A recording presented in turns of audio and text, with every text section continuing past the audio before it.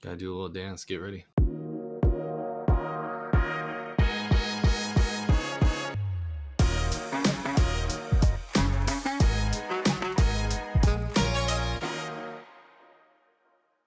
What's going on, everyone, and welcome back to NeverLag. I'm one of your hosts, Levi, joined as always by the man who fell in the pit, Zach. And this is NeverQuest, the show where we sit down and discuss mostly nonsense in conjunction with what games we've been playing. So if you're into it, you can support us over on Patreon at patreon.com/NeverLag. Or, of course, right here by doing what you're doing, watching here on YouTube or listening wherever you get your podcasts from. Let's talk games. What's new, Zach? Oh, just a lot of games that I'm ready to talk about. It's been a minute since we've done NeverQuest, so yeah, I got my sweet tea ready to go for our discussion. It's from Raising Cane's. So I went to Raising Cane's for the first time recently. It's a chicken place for anyone who's not aware. I've never been to Raising Cane's. They just opened one in our area, and it's actually really good. But the reason I went there is because I'm having a feud with Popeyes, who is basically the undisputed chicken sandwich champion, right? Like their chicken sandwiches are great, but their customer service. There was a war that went on in 2018? The Great War of Popeyes and Chick-fil-A. Something like that. I can't remember what year it was. A couple years ago. Yeah. So some might dispute Chick-fil-A, but I feel like Popeyes. I still think I prefer Chick-fil-A most times, but I think Popeyes might have the better chicken sandwich. So I think Chick-fil-A is a better restaurant and has a better overall menu.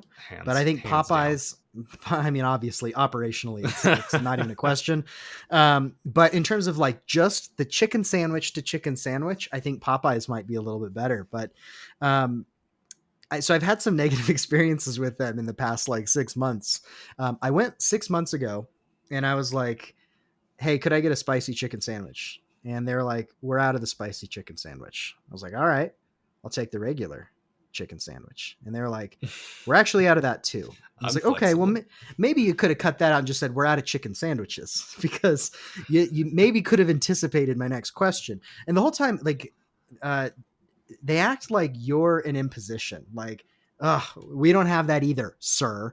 I'm in your drive-through. Why are you open? Yeah. So I was like, okay. So I take a minute to think, and then I order whatever box of chicken thing they have. At which point they decide to inform me, we're completely out of chicken. Which that's that's like going to Olive Garden and they're out of noodles and breadsticks. No olives and no olives. And you're all we have is what the heck? We have salad and the little minty chocolate things after. Yeah. So it was I might be okay with that. Why didn't you have a paper sign taped that says out of chicken? I'm not here for your coleslaw, or I don't even know what else you have. I'm here for the chicken. So that's one experience. I don't know what else Popeyes has, to be honest with you. I think when they train their employees, they're like, okay, here's the checklist of things we need you to do while you're at work. We have a task list, and occasionally, I'm sorry, but occasionally customers are going to come through the drive-through. Just deal with them as best you can and get back to what you're supposed to be doing. Yeah, and I like to think that checklist. The checklist is you're going to have a customer once in a while, and when you do, you don't let them through this line unscathed. I like to imagine their CEO mess them up real good. He just he has a bone to pick with humanity itself, and he's disillusioned with the world burn. Right, exactly. And he's like, they're gonna come through, and I'm gonna give them the worst chicken experience they've ever had. But the reason their chicken sandwiches are good is because that makes it more of a painful experience. If their food sucked, no one would go, right? So yeah, that's true. So anyway, I've had a couple of bad experiences, or where the people working there, and again, they're making nothing. I respect that. I'm friendly, but I also don't want to go through drive-thru and have someone just be actively rude to me. And I've had that happen a few times where I'm like, well, maybe I should go to a chicken place that doesn't just insult me to my face. So I decided to go finally because it was close by. There was a line at Taco Bell, but there was no line at Popeyes. So I go through the line. They have all these signs up for surf and turf, like popcorn shrimp type thing. It's like, that sounds kind of good. I order that, and the person is like, we don't have that. I was like, okay. There's like 3 signs that say it, but they must be out. It's fine. That happens. Um, so I proceed to order a spicy chicken sandwich, my go-to. And she was like, "You want the chicken sandwich?" I was like, "The spicy chicken." She's like, "Number 10." I was like, "No, I think it's the number 11." And then she proceeds to have an argument in Spanish with her coworker for like a solid 3 minutes with me there. And I'm like, should I drive to the window or should I wait? Finally, I get to the window. They don't give me my drink and they give me my chicken sandwich. And so I'm like, "Hey, I had a drink." They're like, "You didn't have a drink." Like this is like the mob, or like they're like, "No, you didn't have a drink. I'm telling you." I was like, "Okay," but I did. I got the combo. I'm Keep like, moving. I have like fries with this, and she's like, "You didn't have a drink." Uh, One other thing I forgot is at the window. She's like, "Sorry, sir, we were disputing with a customer. We're back now." So I get to the window and she's like, "You didn't have a drink, but if you want to dispute it, you can come inside." I'm like, I don't want to become the disputing customer that I just heard. That sounds Oh awful. my Like I also goodness. had work to get back to. And so I was like, you know what? It's not worth the drink. I just left. I get home. Lo and behold, it wasn't a spicy chicken sandwich. They gave me the regular, which again, not the end of the world. It's still a good sandwich, but it's all of these types of things that lead me to think like, why did I go here? So Raising Cane's, much better customer experience, and their chicken's actually really good. So so that is my tale. How are you doing, Levi? That's brutal. That's brutal. We really have it rough, and I think Yeah. you painted that picture very eloquently. So, I have noticed the experience at Popeyes is it leaves something to be desired, and and we just keep going back from time to time. But there is a breaking point. Popeyes, you need to be Mm-hmm. careful because Gotta Raising watch Cane's out. is in town apparently, and I'll have to We'll I'll have to we'll go try send it. our I've heard audience great there. things. Yeah, we're gonna send everyone. We're gonna boycott Popeyes. Be careful, That's right. or sponsor us. One of the two. Um, no, I've heard great things about Raising Cane's. I have known them to be out of state from us, but apparently they're Mm-hmm. here. Apparently It's they're a here new in force. edition. So I will go check it out. New edition. Um, what's new with me? Not too much. Just I don't have any great chicken stories off the top of my head, but I did recently undergo some PC maintenance, which I was putting off for Ooh. quite some time, Mm-hmm. and just a little bit. I didn't get my hands all greasy or nothing like that, but it's man, it's looking good. I dusted I the like whole to thing imagine and you wiped it on like a down. I like to imagine you on a skateboard, Yeah, on your back under the PC with like wrenches, and you're all greasy. You roll out like yeah, it's an auto shop. That's what I'm imagining. totally. No, it's not even a skateboard. I have the actual Oh, whatever it's nice. called. The mechanic roller that you lay down on and get You're in under an there, auto and you hear garage. It's up on a lift. Yeah, yeah. exactly. No, it's man. It's like a pair of new shoes, man. I keep looking over at it. And I'm like, oh, that's a good looking PC I built right there. So, Yeah. um, I don't know. That's a little bit exciting. Other than that, just trying to keep the head above water.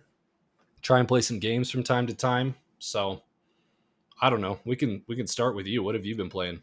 Yeah. Let's talk about games. So I've been playing a few different things. First of all, I maybe a good starting point is I beat Death's Door. I was playing this throughout March and into April. I was playing it on the Nintendo Switch. It's a nice little portable game. It's very aesthetically pleasing, but not super demanding. It's kind of the I don't know, polygonal shapes, sort of, and I top down. It's not super intensive graphically, so it's a great candidate for the Switch.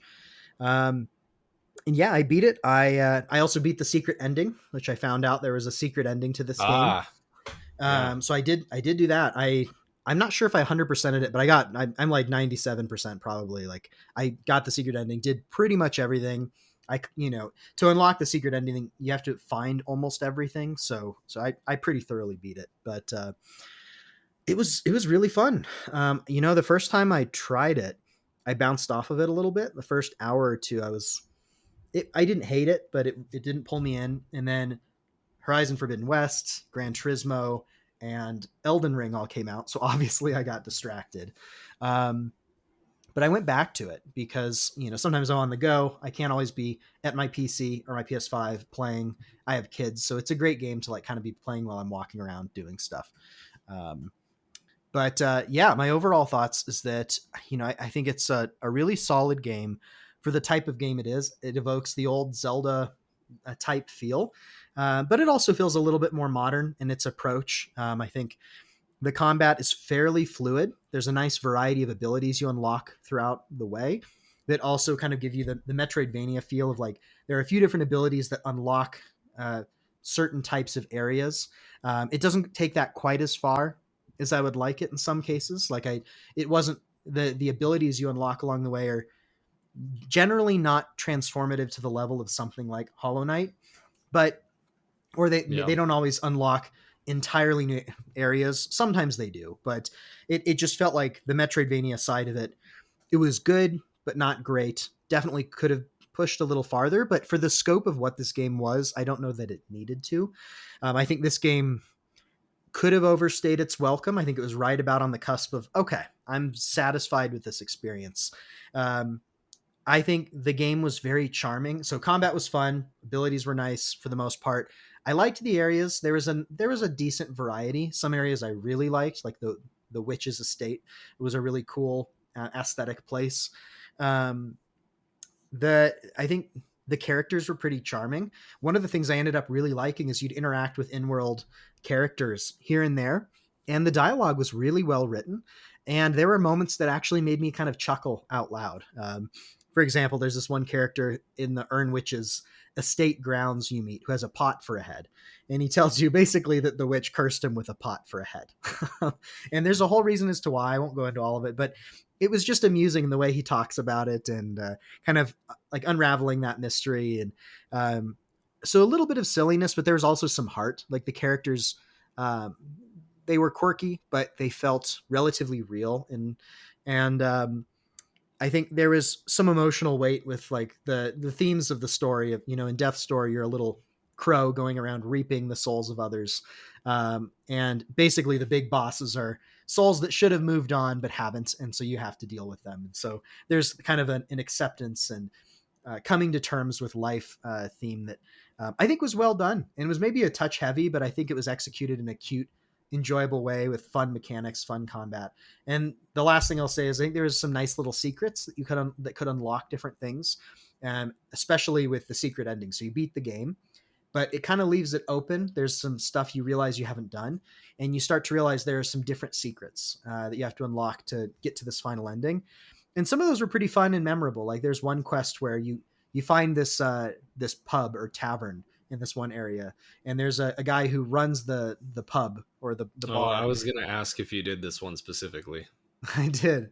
And he's like a simulacrum of a sailor, and you quickly realize like it's obvious from the beginning that he's being controlled by like a giant like a squid. And he's like, I'm a sailor, and it's so obvious he's not. But you end up helping him with a quest, and you're running along with a squid on your back. So there were some really nice memorable moments that were fun and were kind of delightfully surprising. It wasn't the most fun game ever, but I really enjoyed it. I think it's easily worth 15, maybe $20. I think if you get it for 15 or under is really a good price point. But I think I spent about 15 hours completing it end to end around that there. And I think it was worth my time. So I had a lot of fun. Yeah, I played this game back in, I think it was at the very beginning of this year, so Mm-hmm. like December into early January of 2022, and I played it on PC on Game Pass. I think it is a much better fit for the Switch, but it is. I think it's still on Game Pass too, so go grab it there if you're interested. But Mm. I I kind of had a weird like relationship with the game over time. Like as I played it, I really enjoyed it and I was into it.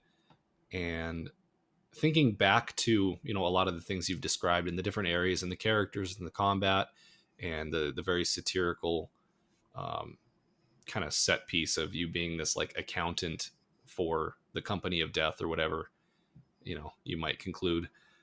It was all good. I enjoyed all of it, but as soon as I was done with it, I immediately was like, I don't think I like that game that much. Like I don't know what it is, and I kind of think that for me personally, I think I'm starting to realize that top down isometric action games, I enjoy them, but they never hit in the same way that obviously a 3D world can hit. But even more of a 2D side scrolling game, I tend to connect with on a deeper level than the top down isometric. And I don't know why. I'm still trying to come to terms with why this is, because I really do enjoy when I see a new game coming out that looks like Death's Door, I'm into it. I'm like, oh, that looks great. I can't wait to play it. So I don't know what it is, but yeah, I really enjoyed it. And then I thought it was nice that the game had that little extra bit. Mm-hmm. I love when a game doesn't overstay its welcome. It ends, but then it's like there's that little extra piece It's a for if little you more. wanted just a little bit more. Yeah. And it was very nice.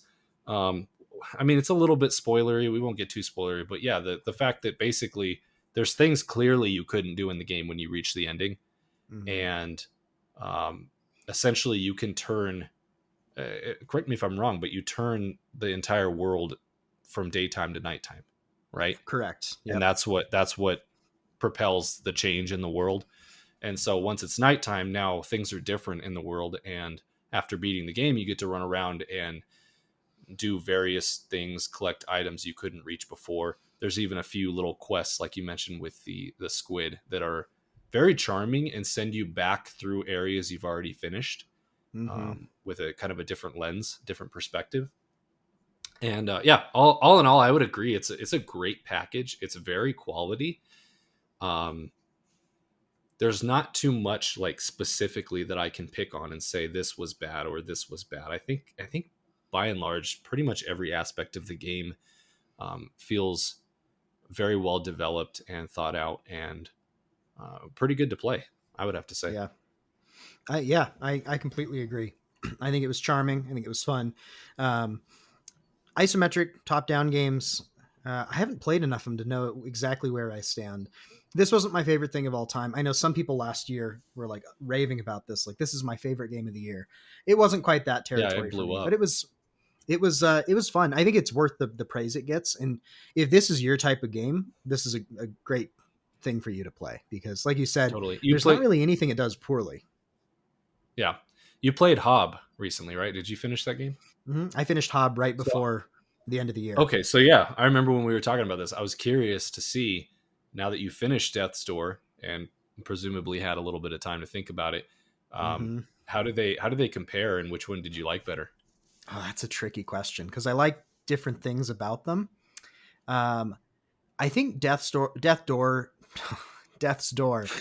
a Death Door. We'll just call it Double I D. Double D is a character in Ed, Ed and Eddie, so they can't do that. That's copyright infringement. But Double D is I think it's a stronger overall package. I think Hob is a little more uneven, maybe. For example, I think in terms of like the setting of the world, Hob is like a sci-fi kind of alien planet, whereas Death's Door is a bit more of a um, I don't know, fantasy, kind of Yeah, gothic I don't. cartoon fantasy, I don't know how to describe it. existential fantasy, which I like. Is Yeah, those are both things I really like, but the alien setting of Hob really appealed to me and just like it was just a fun place to explore. Um, yeah, Death's Door was fun to explore too, but sometimes it was a little bit more thematic versus just a fun place to be. And whereas Hob is more of a fun place to be, I think Hobb's world puzzle design was a lot better than Death's Door. Like you have these giant shifting cogs and buildings and structures that you kind of make use of throughout your game. Uh, Whereas I think Death's Door's combat was way better. I think Hobbs' combat was just kind of there and was sort of functional, and it was mostly something that kind of you did in between the puzzle elements. Whereas in Death's Door, I thought the combat was it was simple, but it was really nice, and there was a few different ways to use combat. I think the writing in terms of characters and dialogue and kind of a story arc, Death's Door is much stronger. Hob I didn't care a ton. There was a little bit of character development with one person in particular in Hob where he's kind of guiding you along through the world and you come to have a little bit of an emotional attachment to him. But for the most part, the story of Hob didn't really do much, whereas I think Death's Door it did. Um, I think I think if you love sci-fi worlds and like crazy puzzle environments, you'll love Hob. But otherwise, I think I would recommend Death's Door to most people is a more even and holistic package. In terms of which one I personally prefer, it's hard for me to pick. I think the world of Hob is so neat, but Death's Door got me on the charm and the character and kind of the in-world surprises. I think Hob had some fun moments for sure, but I was kind of hoping for certain surprise elements or end game elements that didn't quite happen with Hob. So they're kind of on a level playing field for different reasons for me. And I like them both. I would recommend them both for the reasons I said to different people, depending on what you're looking for. And it's someday I'll have to rank all my favorite isometric games, and I'll have to make the decision. Right now, I think they're kind of neck and neck. So, Boo. What about you? I think I know the answer for you. Politically correct as always. That's right. I agree with what you said, really. And for those who don't know of Hob, HOB, and it's a game that came out a few years ago. It too is a top-down isometric action kind of puzzle game. It's a little more puzzly, as you mentioned, and it's set in a very lush world that also is like the planet itself is mechanical. We'll get into this in a moment, but like that's part of why I loved it so much. But yeah, you're running around. You have a big giant mechanical arm. You're beating the trash out of exotic wildlife, ruining their day. You're also moving the planet around and, tampering with various mechanisms to make progress in the game or descend deeper into the planet or whatever it may be. And it's been a long time since I played Hob, so my memory isn't as clear. Yeah, I remember much more of Death's Door. But on paper, if I'm trying to be as objective as I can be, I agree with you. I think Death's Door is a better game overall. The sum of its parts, I think it's just a more complete experience and safer to recommend to just about anyone. For me personally, I enjoyed Hob a lot more, and that's mostly just because a lot of its creative choices really speak to me. I love Treasure Planet. Like, it's one of my favorite Disney movies, and Hob feels like Treasure Planet in a lot of ways. Yeah. The centroid of the mechanism. The planet is the mechanism. I don't recall combat too clearly, but I also found combat in Death's Door to be okay. Maybe I'm not as high on it as you are. I found it to get the job done, but kind of like you mentioned earlier on, I didn't think it went as far. There wasn't enough. I would have liked a little more depth, and I know that maybe this game, like you said, it's great for what it is. I think it did what it needed to do at the end of the day. But yeah, I really enjoyed Hob, so I think I would put Hob above it, but that's purely it's very subjective. So yeah, I agree. In terms of the combat, I feel like Hob for me was like a 3 or 4 out of 10 for combat. Like the overall game's really great, but the combat was a little underwhelming to me. Whereas Death's Door, I thought it was enjoyable, had a nice amount of variety. It was nothing over the top. I'd probably give it a 6 or 7 out of 10 for combat. But that's just for the combat pieces of it. And again, both of them are what they are. I don't necessarily think they need to be a whole lot different than what they were. So take that with a grain of salt. But yeah, it was super fun. I can say two other quick things I've been playing, and then I'd love to hear what you've been up to. Elden Ring. Making progress on Elden Ring still. I'm not going to go a whole lot into it because we've already spent multiple podcasts talking about Elden Ring in depth, but I've beat a few more major bosses. Personal life has been very busy, so I haven't made as much progress as I'd like, but I beat Radon, who's another major story boss, and I've kind of progressed along a couple of different quest lines. Still playing it, still loving Elden Ring.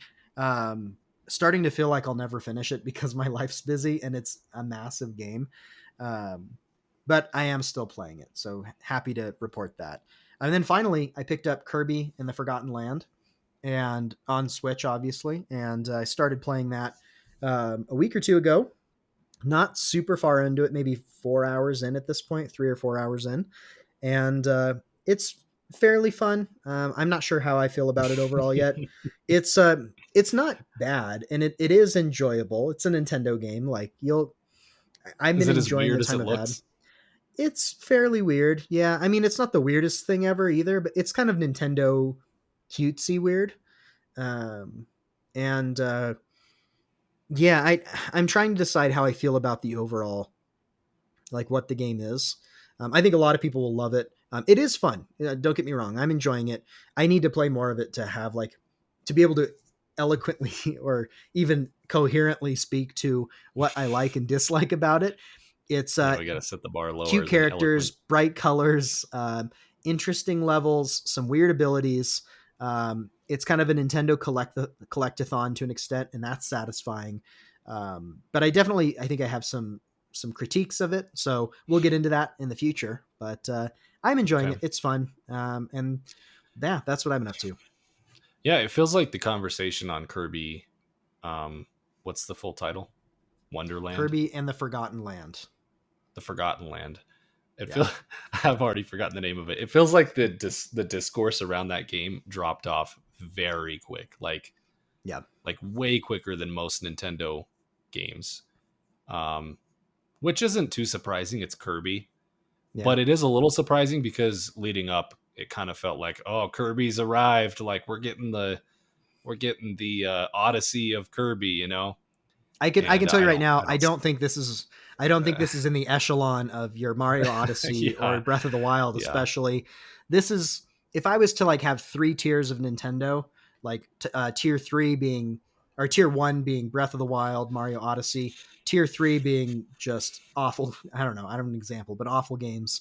one two This would be tier switch. right. Yeah, yeah. This would probably be in the tier two ballpark of like, seems pretty fun. I like it. It might be worth your time. I don't know. Again, I have to Is play it more there of it, with but like Metroid Dread maybe? I think Metroid Dread's better than this. Yeah, Metroid Dread Okay. is kind of on the edge of.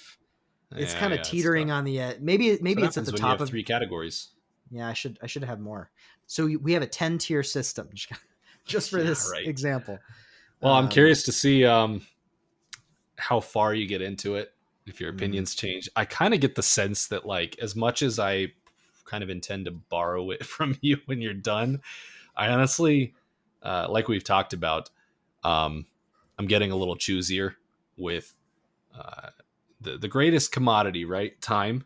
You can purchase games, but if a game takes 30 hours to play, it's like you don't want to get to the end of the 30 hours and be like, oh, I'd like to have What those did I back. do? Yeah, yeah. Yeah, so I'm getting to that point, and it kind of feels like Kirby's one of those that I may just not care enough about to put the time into it. Hmm. But I could be wrong, and I'm curious to try it. It looks weird. Maybe it clicks for me.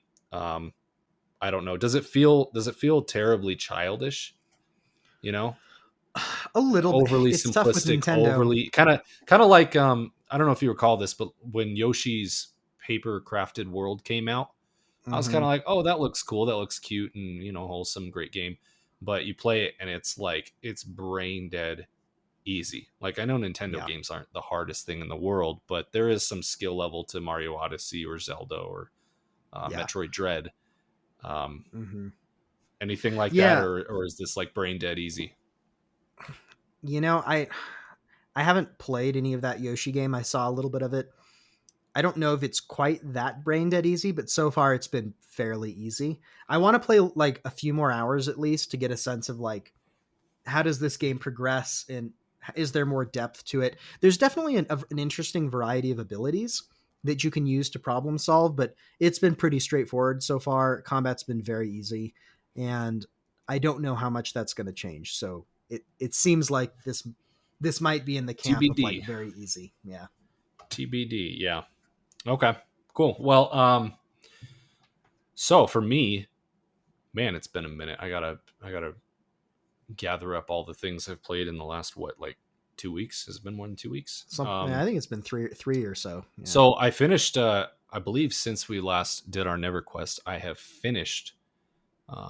Pretty nearly 100%ed um, Elden Ring. So that's a big deal. Finished that. It was just a mere 145 hours Yeah. Not to much. to get through that game. Yeah. So yeah, I rolled credits and then I ran around and I did any leftover things I wanted to do. And I won't go too in depth. I do have a lot of thoughts about it. I really do, and I'm working on a script for a video I'm hoping to do. I have no idea when this video will ever get done because I have to learn how to make videos first. But I'm working on a script for it, trying to put thoughts down. Basically, my main thought is that like this is a good game. This is a very good game. Far be it from me to say Elden Ring is a bad game. In fact, I think I really do think it's pretty easily a top 10 game for me all time, which is a pretty tough list to crack in my top 10 at this point. Like it's getting very hard to break into that top 10. But that said, I just feel like this game has gotten such universal praise across the board with like almost no criticisms. And as I finished the game, as I rolled the credits, being someone who has enjoyed From Software's titles ever since Dark Souls 3, I came to it a little bit later, but ever since then, they're like my favorite games usually. It felt like such a inevitability that this would be my favorite game of all time or like really close, you know? And as I got to the end of it and finished the credits, I wasn't feeling it. Like something was off. And that moment never came in the game where I was like, this is it. This is the game for me. Like I said, not to say it's bad in any way. It's an excellent game. But yeah, there's some things that kind of I wasn't digging. I kind of feel like FromSoft, they've always been good about iterating on their formula. You know, they're not, if this were run by Ubisoft, we would be on Dark Souls 8 by now. And it would be like the Yeah. exact same game every time. Instead, we get Bloodborne, we get Dark Souls 3, we get Sekiro, we get Elden Ring. I mean, you take those four games, they're all FromSoft, they're all the Dark Souls formula, but they're all so different in Very certain different ways. executions of that formula. Yeah, and yet still very high quality. So I appreciate that about them. But I feel like those, if you take Dark Souls 3, Sekiro, and Bloodborne, they still stay within the lines, so to speak, of their core design principles. And I feel like Elden Ring kind of breaks past, it crosses that line and kind of fails to deliver on some of the things I really like about Souls games to begin with. So yeah, not to get too far into it, but yeah, I just feel like combat um, is has lost its way a little bit in this game, and because of that, because of them giving you summons and so many different tools to fight these bosses, and also that combined with the fact that this is an open world game, so I can go there, I can go there. They don't know what level I'm going to be. Really creates this. I think the most concise way I can put it is that there's no intended experience in this game. And I really do value an intended experience. Like that's what I love so much about From Software games is that when they create a game, I feel like as long as I don't do something weird, if I just play the game, I'm going to get an intended experience and there will be a certain amount of difficulty and it will feel good to overcome that difficulty. Whereas in Elden Ring, there were vast parts of the game where through no fault of my own, just by trying to explore everywhere, I became too powerful, and the middle, probably like 25 to 70 or 80% that chunk of the game, I was just clowning bosses, like going in, taking them out first try in like 5 or 6 hits, and that really sucks. Like that takes some of the impact of the experience out, and more than that, you just don't know what the intended experience is. So it's like hard to be, if we have to pick how difficult a boss is, we're always going to pick slightly easier than it probably should be, right? And so when you beat that boss, it's going to be less satisfying. And then later in the game, I was like, oh man, I'm going to steamroll through all these bosses. Later in the game, the difficulty cranks up immensely. Like it is enormous, the leap. And it became clear to me that these later bosses are clearly tuned for the fact that you are now powerful and you're Mm-hmm. supposed to have a very powerful summon with you, right? And so it's 2v1. And I was playing without summons, and it became so clear to me that these bosses were just massively overtuned because of that imbalance.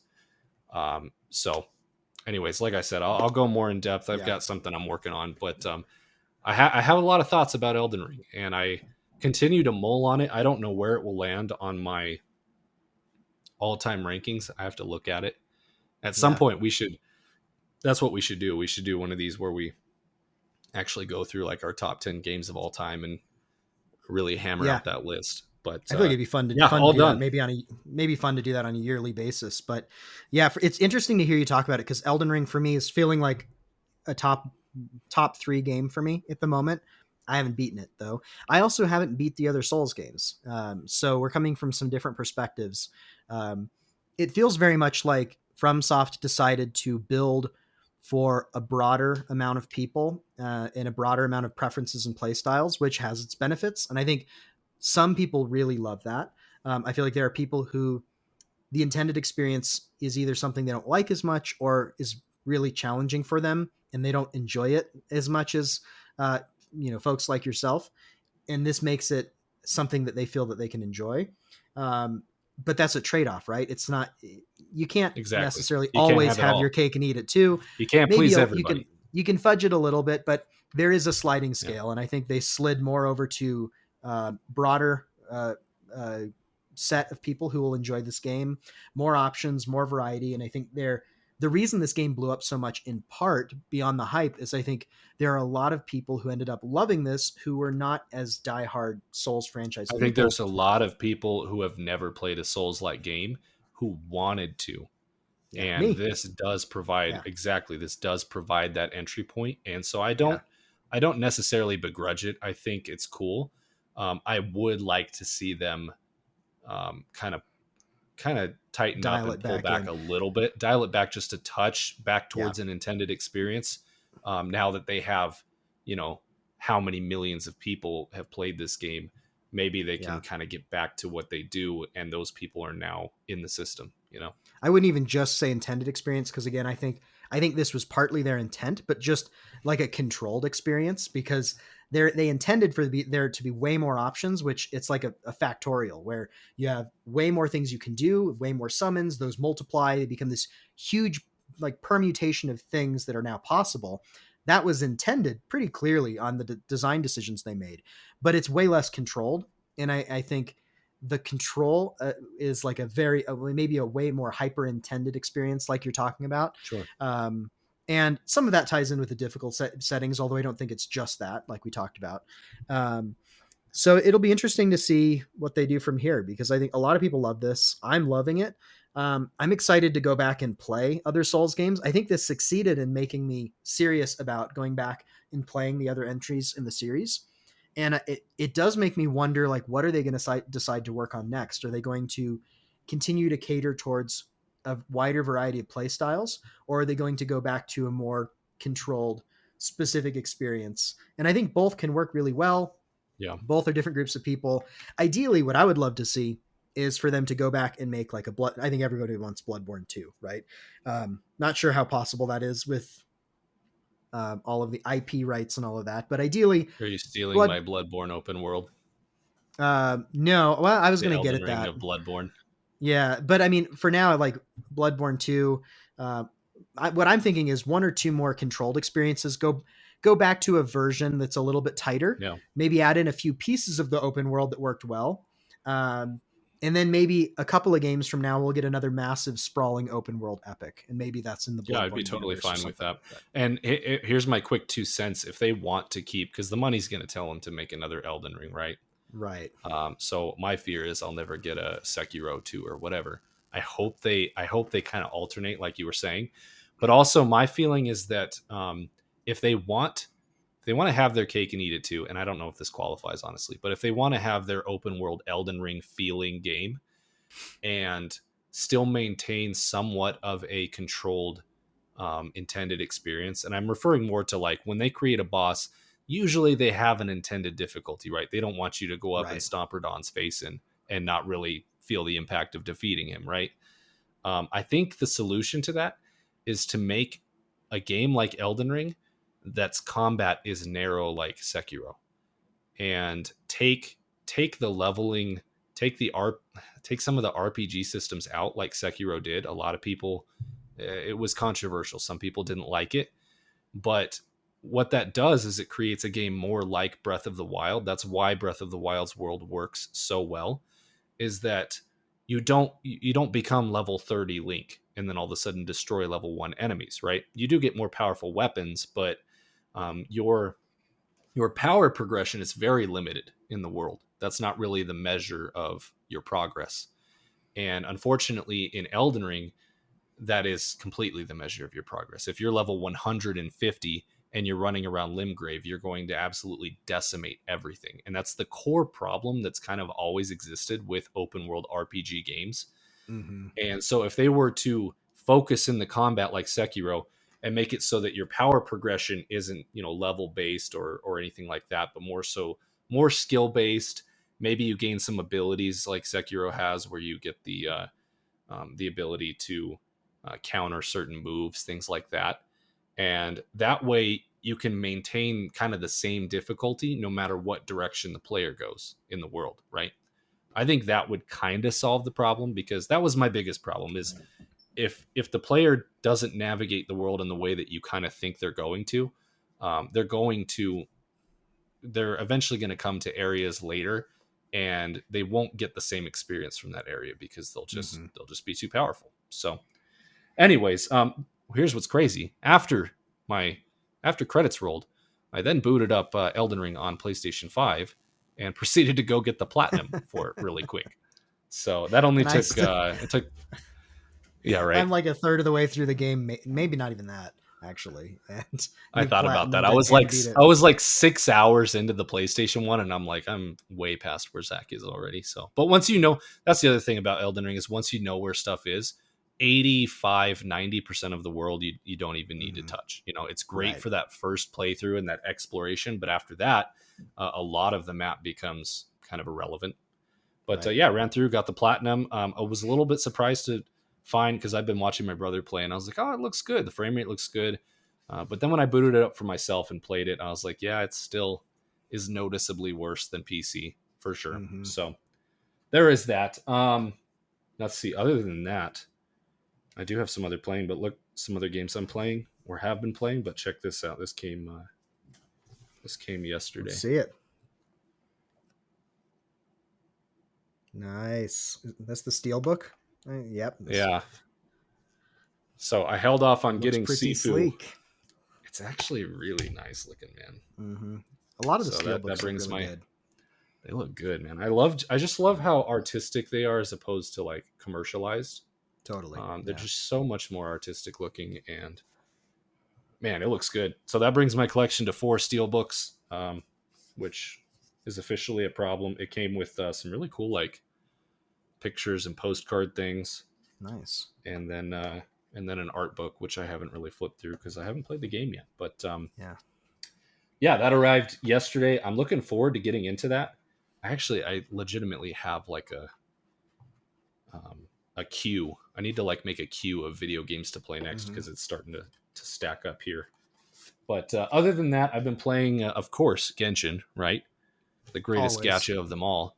Always. And you know what, man? I really just enjoy that game on a daily basis. Like it's fun to play. I don't know. It's my kryptonite. I don't know what to say about it.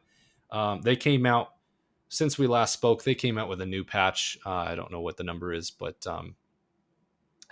maybe I did talk about this. It was the Chasm. Did I talk about the Chasm? I think you did. I was going to say, man, another one? So another one. So yeah, I ran through the Chasm, did all of that stuff, and very impressive what they're able to do. In fact, I don't know if this will come up in our news episode, but they just delayed the next update, and that's actually the first delay that they've had in 2 years, which is incredible. And it's because like chaos is happening over, I forget exactly where most of the development team is, but like there's just an insane COVID outbreak and people are like can't leave their homes and food is being rationed. It's like an emergency situation. Is that Shanghai, I believe? I believe that's happening in Shanghai. I think that sounds right. So hopefully everyone's hanging in there and doing okay. But yeah, they just delayed for but it's like the first time they've delayed content in 2 years, and it's just like and that one's like government mandated, so it's like not even really on the developer. So you can pick on them all day long for, I mean, their monetization is egregious and gacha is egregious, but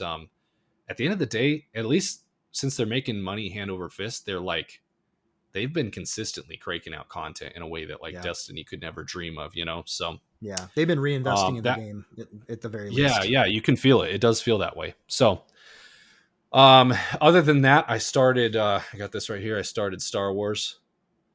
Nice. Um It's my your copy. copy of Star I Wars, looked in at it as fact. if I didn't know what it was. And I was like, wait a minute. I let you borrow that. I I haven't know even I'd played know it. that I copy bought it. anywhere. I bought it day one because I love Lego Star Wars. I love Star Wars.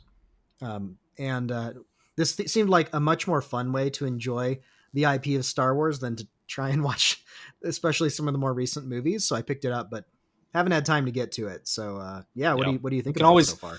can always count on you to have your eyes bigger than your stomach. So Totally. um it's nice that you're so close. I can just come steal video games from you. Yeah. But so I actually haven't played a ton of it. It's been very infrequent. It's a game that my wife is very interested in, which more often than not, I'm playing something she's not interested in. So I play this when we have time to sit down, and it's also spurred. I don't. We've been rewatching the episodes 1 through 3 because we've been meaning to do that for some time, Okay. and we started at episode 1, Phantom and we Menace. played through. Yeah, we played through episode 1 in the game, and it's charming. It's great. It really does hit every key moment from the episode. Mm-hmm. And honestly, I honestly think it's been like 15 years since I've watched episodes 1 through 3, so it's been a long Yeah. time. I'm rusty, but I'll start with the game. The game it's very enjoyable. It's fun. It's kind of got that kid, just, I don't know, it's just fun to play, like how we Mm-hmm. used to play video games back before Totally. the internet. um and it also it's a bit uncanny, but it kind of reminds me of Ratchet and Clank in a lot of ways, which is very weird to say. But there's like studs everywhere, which is the currency of the game, little Lego studs, and Mm-hmm. they're strewn about throughout the world. And if you break stuff, like you can use the Force to grab various objects in the world and throw it against the wall, and then studs go everywhere. It very much feels like boxes and bolts from Ratchet and Yeah. Clank in a way that I know is not too uncommon in video games, but it's very on point here. And then other little things like in a lot of the major cities and areas, there's taxis, like Yeah. hover car taxis, and you'll go Mm-hmm. walk up to them and have it take you to somewhere else, and you'll hop in the taxi and it'll drive off, and it's Yeah. like frame for frame the taxis from that I remember from Going Commando. So there's a lot of things that remind me of Ratchet and Clank, which is a win in my book. I love those games growing up. So Awesome. the episodes take so what's interesting so far is that as you start playing through them, you only have access to very few characters at first. And so from what I can tell, as you start playing through the story, you pretty much are mainlining the story. I tried to do some exploration in certain areas, but a lot of things I couldn't do because I didn't have the right class of Mm-hmm. character or whatever it may be.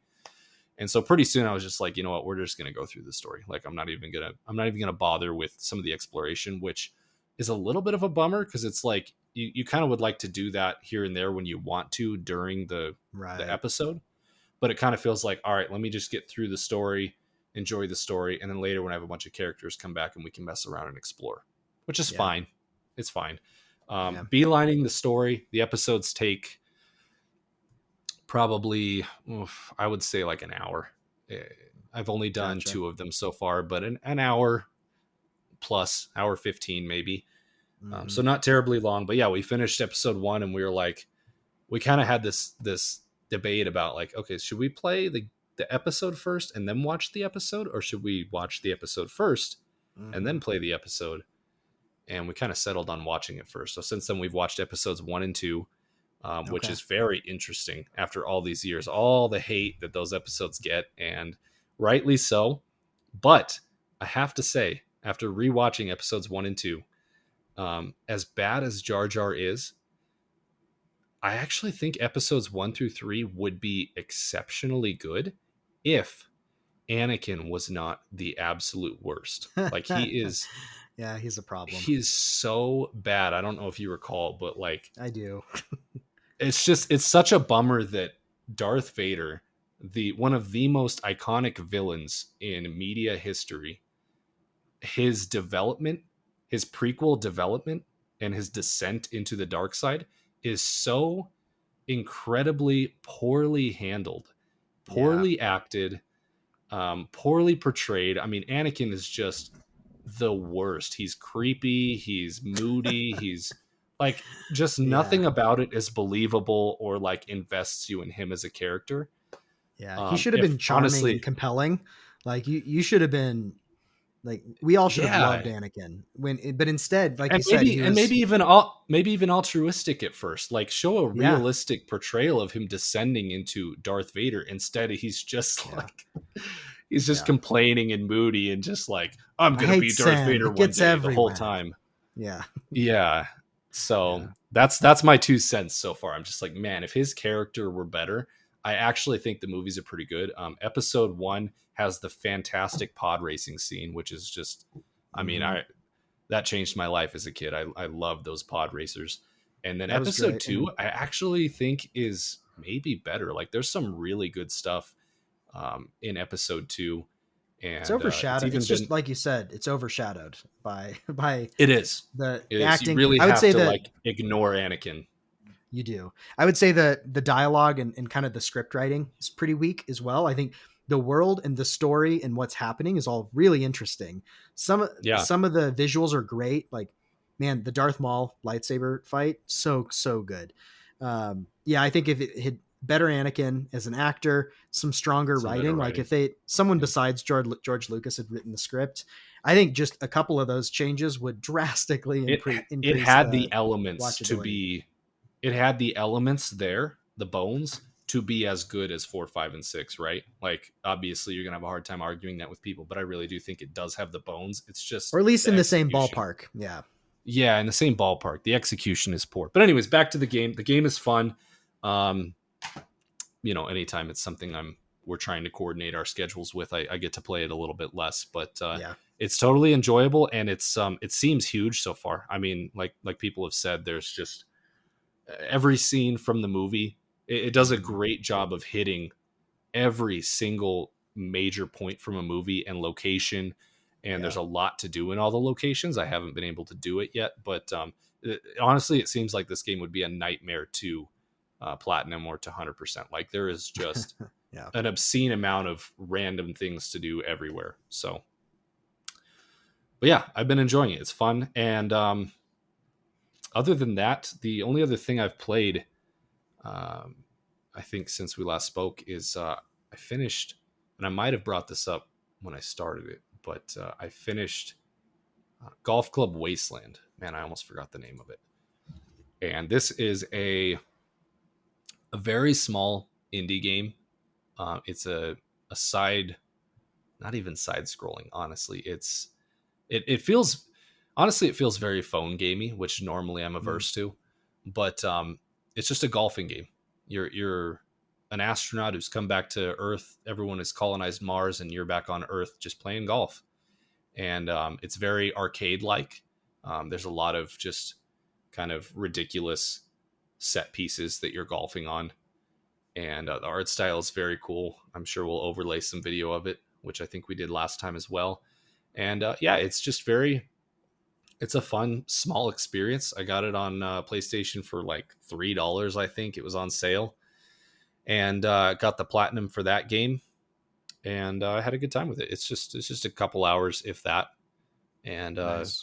one of those games that's a nice reprieve from the Star Wars Skywalker sagas and Elden Rings of the world. So Totally. I got it for a couple bucks on Steam, so it's on my backlog somewhere to play at some point. somewhere. The other one I got for real cheap. I actually picked it up for a second time because I played it on Switch. I believe is where I played it first. Is Yoku's, and I think I told you to grab this Yoku's Island Mhm. Express. Yep. I grabbed it. I grabbed it on PlayStation because I was like, it's been a while. I want to replay that game. It was totally fun, totally enjoyable game, not terribly long. And I actually would like to do a video on that at some point because I feel like however many people have played Yoku's Island Express in the world, more people need to play it. So Yeah.